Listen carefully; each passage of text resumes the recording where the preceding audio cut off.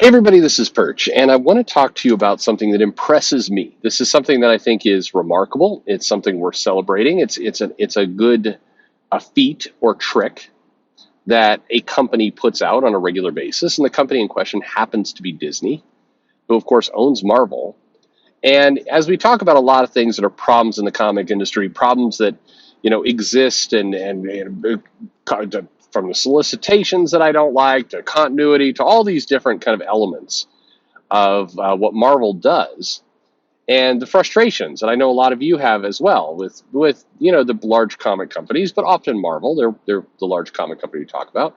I wanted to mention something that Disney does that I think is particularly clever and good, and why it works out the way it works. And I think it's important because as we seek to understand kind of certain aspects of comics as people look to start their own businesses. I look, keep in mind, some of you every now and then come in the comments going, the people at Marvel aren't listening. Well, several of them are.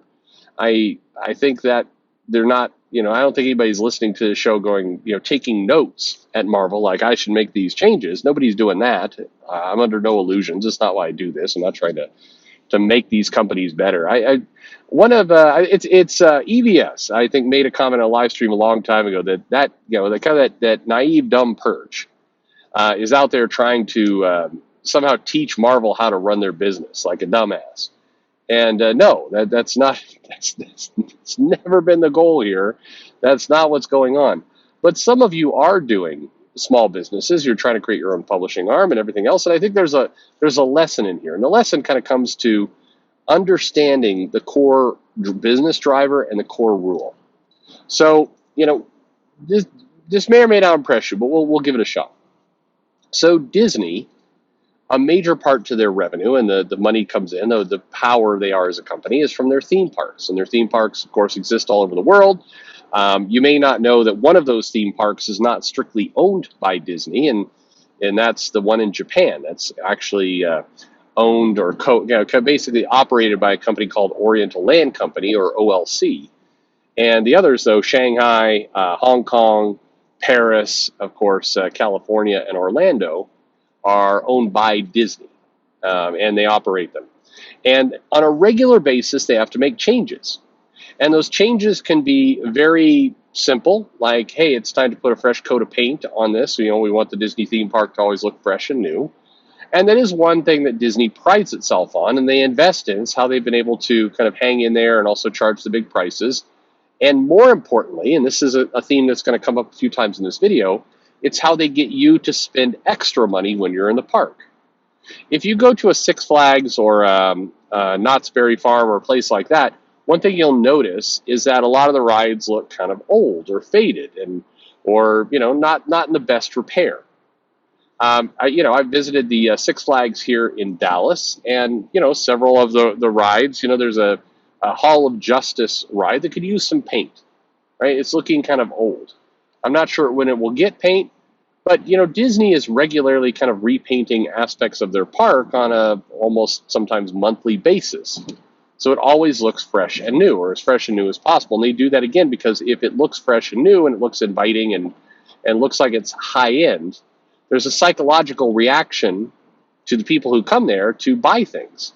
Like, hey, this place is really nice. I'm in this place. They're selling stuff. I think I want to buy something. I don't know. The brain works that way for a lot of people. And so they've even noticed, and they've done tests that suggest if they let kind of their park, I don't know, not deteriorate, but they intentionally, I think, paused at one point with part of Epcot, the living seas. They actually let that not go downhill. So that's nowhere even close to that. But they basically took it off of the maintenance schedule that they did for other areas, and they just looked at the effect that it had on merchandise sales. Now, Epcot is not as big of a merchandise seller as some of the other places. The two big stores there, they keep keep up to date, and that's central. But by and large, the merchandise sales off of places like Land of Imagination or the Living Seas or Living with the Land are they're more old fashioned for sure.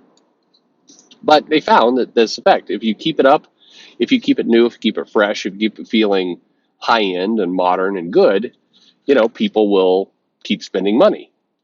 And by the way, as a first kind of nod to comics, the same thing is kind of true. If you let your product deteriorate, and this is, again, we all know this, if you let it feel old, if you let it feel not cared for, and sometimes not cared for is easy to detect, like a fresh coat of paint on a ride, or it's more intangible, like, you get the feeling like they're, the creative team that's been hired for this book was hired on the cheap.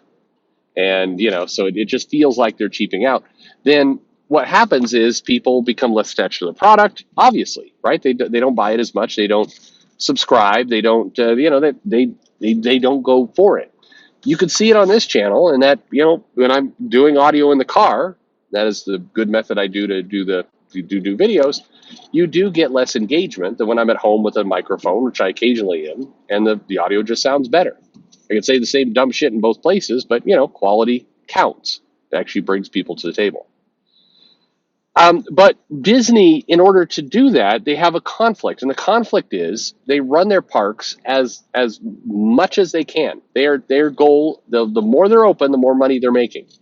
Every hour that they're closed, they're losing potentially, millions of dollars, and actually millions. They don't close the park. They don't close it because it is very costly to close it. That's why, you will see that park open in even absurd moments. It's like a semi-hurricane going through there, and Disney will keep that sucker open. COVID was very costly to them. It wrecked their model. So when they're doing maintenance on the park, they need to do it while it's open. They have to do a bit of a juggling act. And if they're doing something new, they're replacing a ride, they'll certainly close the ride and then they'll do something new, but they're doing digital enhancements, updating security cameras, doing stuff like that. They by and large have to keep it open.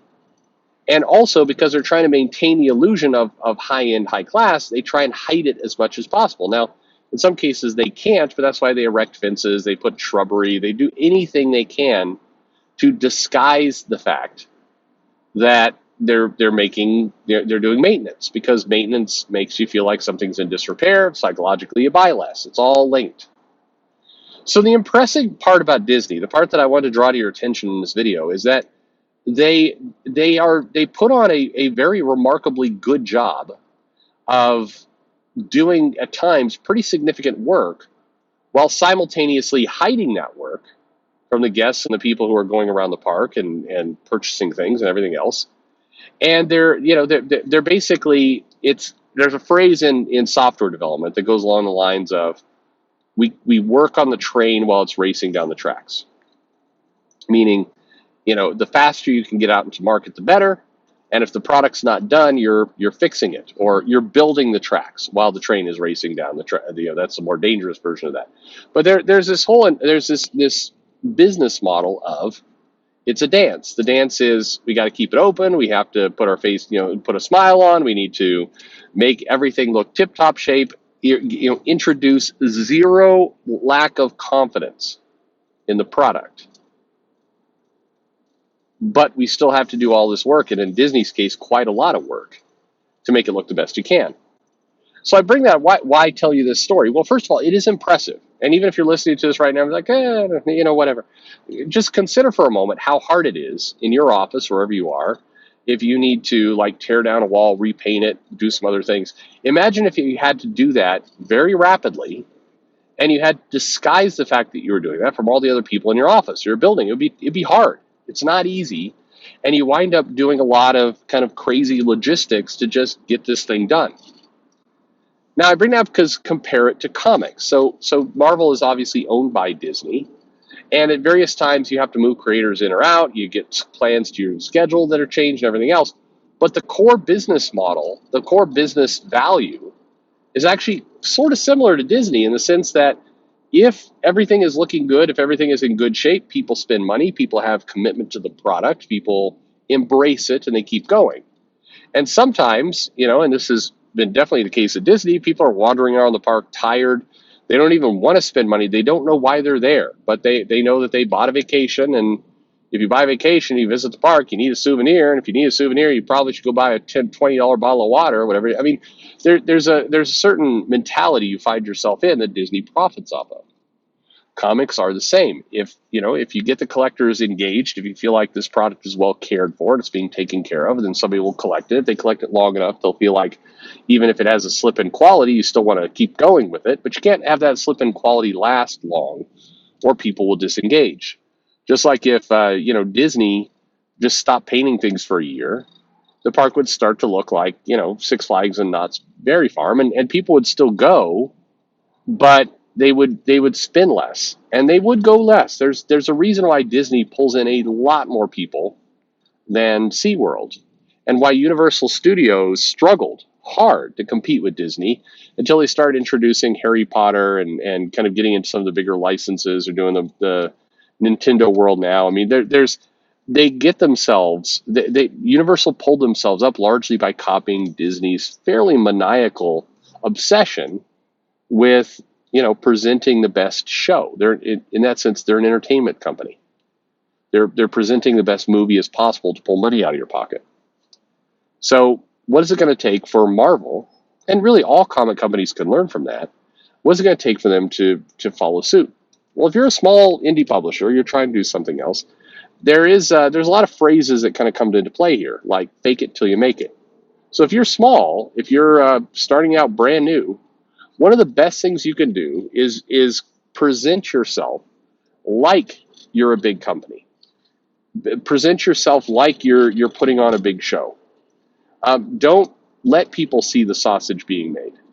Now, once you're big and established, you can probably make some money off of selling kind of backstage access, like even Disney does. You can kind of go behind the curtain and see what's going on running the park.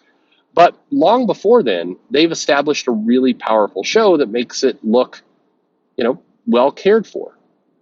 I always cringe when I see an indie company put out a comic where, the logo is just kind of blurry. They use too low a res of a file, for the cover, so there's a little bit of pixelation, or they use the system font instead of a more custom font. They do things that break the experience.